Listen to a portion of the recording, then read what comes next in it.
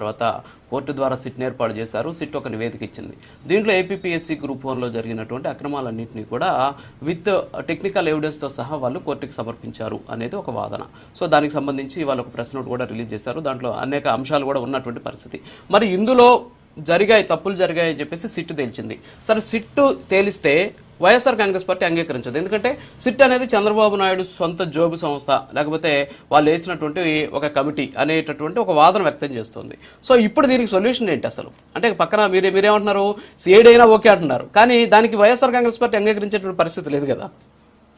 That belongs to YSR Congress party. ఎందుకు ఆ అభిప్రాయానికి సంబంధించి, ఆ వివరణకు సంబంధించి వైఎస్ఆర్ కాంగ్రెస్ పార్టీ వరకు ఖచ్చితంగా దానికి వివరణ ఇస్తారు. కాకపోతే మీరన్నట్లుగా గతంలో జగన్మోహన్ రెడ్డి గారు కూడా పలుమార్లు చెప్పారు, సిట్ అంటే సిట్టు, స్టాండ్ అంటే స్టాండ్, అది చంద్రబాబు నాయుడు గారి యొక్క జేబు సంస్థ కాబట్టి ఖచ్చితంగా ప్రభుత్వానికి వ్యతిరేకంగానే ఉంటుంది, గత ప్రభుత్వానికి వ్యతిరేకంగానే ఉంటుంది దాని యొక్క నివేదిక. అయితే సిబిఐ విచారణ కావాలి, ఎందుకంటే అది ఒక స్వతంత్ర ప్రతిపత్తి కలిగినటువంటి సంస్థ, కేంద్ర ప్రభుత్వం ఆధ్వర్యంలో నడిచేటువంటి ఒక సంస్థ అనేది ఆ పార్టీ వారు ఇన్వైట్ చేస్తున్నటువంటి ఒక వ్యవహారం. సిబిఐ విచారణని ఎదుర్కోవడం అంటే అంత సామాన్యమైన విషయం కాదు. అది రాష్ట్ర ప్రభుత్వానికైనా కానివ్వండి, లేకపోతే ప్రతిపక్ష పార్టీకి అయినటువంటి వైఎస్ఆర్సీపీ పార్టీకి అయినటువంటి వ్యవహారమైనా కానివ్వండి, సిబిఐలో విచారణలో కొంతవరకు 99% విచారణ పారదర్శకంగా జరుగుతుంది అనేది వారి యొక్క అభిప్రాయం. కాబట్టి రెండింటిని ఇవ్వాలంటున్నారు.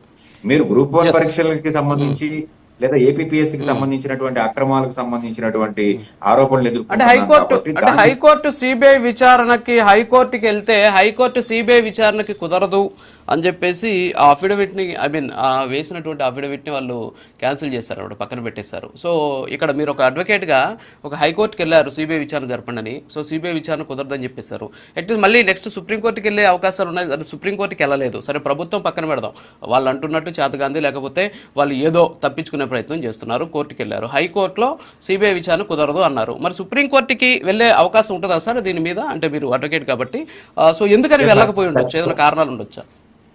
ఖచ్చితంగా హైకోర్టు ఇచ్చినటువంటి తీర్పు ఏదైతే ఉందో దీని మీద మళ్ళీ హైకోర్టులో రివ్యూ కూడా వెళ్ళొచ్చు.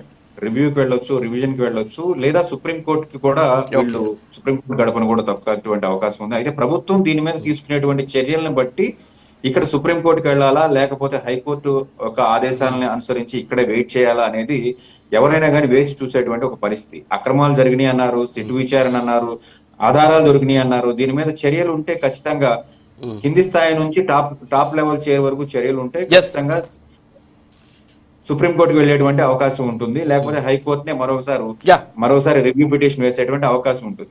అయితే ఇది కేవలం ఆరోపణల స్థాయిలోనే ఆగిపోయి పురదకొట్టే కార్యక్రమమే ప్రభుత్వం తీసుకున్నట్లయితే ఖచ్చితంగా సుప్రీంకోర్టుకి వెళ్లేటువంటి ఆవశ్యకత కూడా లేదు. ఎంతసేపు మీరు అవకతవకలు జరిగినాయి అని బురద పూసే అవకాశమే ఉంది, కానీ దీని మీద అరెస్టులు